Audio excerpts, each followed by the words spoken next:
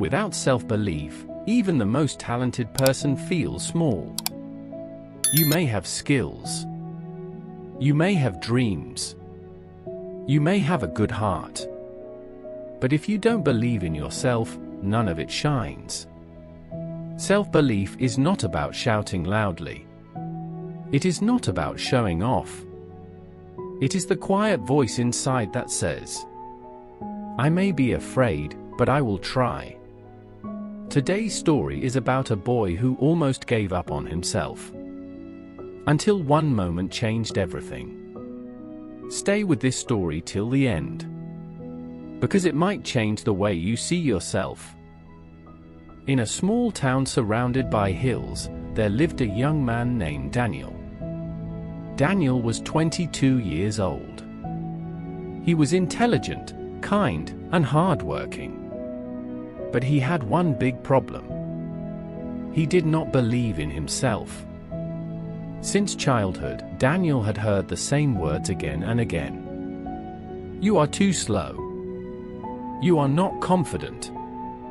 You don't have leadership qualities. You can't compete with others." At school, he was afraid to raise his hand even when he knew the right answer. In college, he avoided presentations. During group projects, he stayed quiet while others spoke. Inside, Daniel had ideas. Good ideas. But fear stopped him. What if I say something wrong? What if people laugh? What if I fail? Slowly, he started believing he was average. Maybe even below average. And when you believe something long enough, it starts feeling like truth. After graduation, Daniel got a job at a small marketing company. He worked as an assistant. His job was to organize files, prepare reports, and send emails.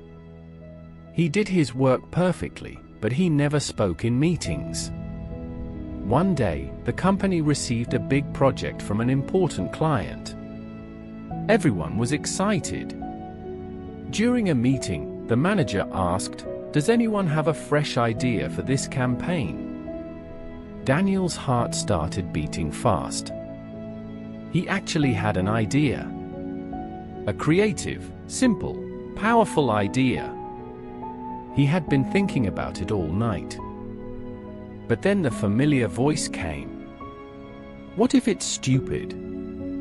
What if they reject it? What if they think you're trying too hard? So he stayed silent.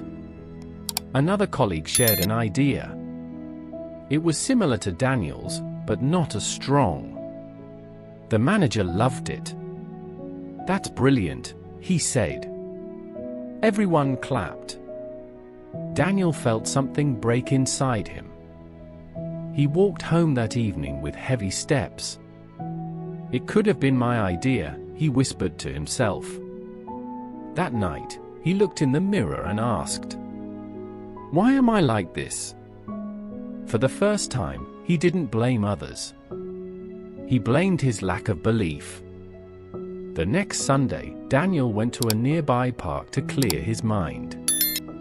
He sat on a bench, staring at the ground. An elderly man sat beside him. His name was Mr. Thomas, a retired teacher known for his wisdom. "You look troubled," Mr. Thomas said gently. Daniel forced a smile. "Just thinking." "Thinking, or doubting?" the old man asked. Daniel looked surprised. "How did you know?" Mr. Thomas smiled. "I have seen that face many times. It is the face of someone who does not trust himself." Those words hit deeply. Daniel hesitated, then spoke honestly. "I'm not confident. I always feel others are better. I'm scared to speak. I'm scared to fail." Mr. Thomas listened quietly. Then he asked a simple question. "Tell me, Daniel, when a baby learns to walk, does he walk perfectly the first time?" "No," Daniel replied. He falls many times, right? Yes. Then why doesn't he quit? Daniel stayed silent. Because he does not yet know the meaning of failure, Mr. Thomas continued. He only knows he wants to walk. Daniel felt something shift inside him. Self-belief, the old man said softly, is not thinking you will never fail. It is knowing that even if you fall, you will stand again. Before leaving, Mr. Thomas gave Daniel a challenge. For the next 30 days, he said, do one small thing every day that scares you. Small things? Daniel asked.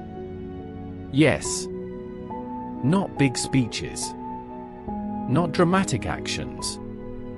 Just small steps. Daniel agreed. The next day at work, during a meeting, he forced himself to say just one sentence.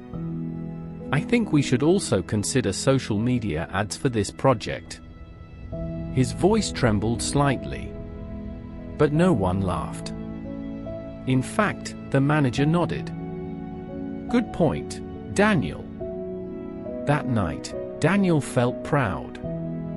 It was a small sentence, but it felt like a mountain moved. Step by step. On day 3, he volunteered to present one slide in a meeting. On day 5, he asked a question in front of the team. On day 8, he shared an idea without waiting to be asked. Each time, fear appeared. But each time, he acted anyway. Something interesting started happening. The fear did not disappear completely, but his courage grew bigger than his fear. He realized something powerful. Confidence is not the absence of fear. It is action in spite of fear. 2 months later, the company announced an internal competition. The winner would lead a new project as team head. Daniel's first reaction was automatic. This is not for me. But then he remembered Mr. Thomas's words. Do one thing every day that scares you. Applying for leadership definitely scared him. His hand shook while filling the application form. His mind whispered, you will embarrass yourself. But his heart replied, maybe, but I will try. He submitted the form. All candidates had to present their project plan in front of senior managers. When Daniel's name was called, his legs felt heavy. He walked to the stage. For a second, he wanted to run away. But then he took a deep breath. I may be afraid, he told himself, but I am capable. He began speaking. His voice was soft at first. But as he explained his ideas, something changed. He stopped thinking about what people were thinking. He focused on what he was saying. His ideas were clear. His plan was practical. His passion was real. For the first time in his life, Daniel did not shrink himself. He allowed himself to be seen. When he finished, there was silence for 2 seconds. Then applause filled the room. Not polite applause. Real applause. 2 days later, the results were announced. Daniel won. He stood frozen when his name was called. The same people who once ignored him were now congratulating him. But the biggest victory was not the title. It was the transformation inside him. He realized something life-changing. The world had not changed. He had changed. His skills were always there. His ideas were always there. Only his belief was missing. Months passed.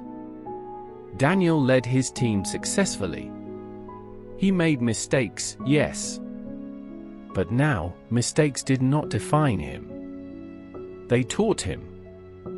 One evening, He returned to the same park and saw Mr. Thomas again. "You look different," the old man smiled. "I feel different," Daniel replied. "What changed?" Mr. Thomas asked. Daniel thought for a moment. "I stopped waiting to feel confident," he said. "I started acting, even when I wasn't." Mr. Thomas nodded proudly. That is the power of self-belief. It grows through action. Dear listener, maybe you are like Daniel. Maybe you stay quiet when you want to speak. Maybe you step back when you want to step forward. Maybe you think others are smarter, stronger, better. But here is the truth. You don't need to be perfect to start. You don't need to remove all fear. You don't need everyone's approval. You only need one decision. The decision to believe that you can learn. You can improve. You can grow. Self-belief is like a muscle. The more you use it, the stronger it becomes. Every time you speak up, it grows. Every time you try again after failure, it grows. Every time you choose courage over comfort, it grows. And one day, you will look back and realize you were never weak. You were just doubting your strength.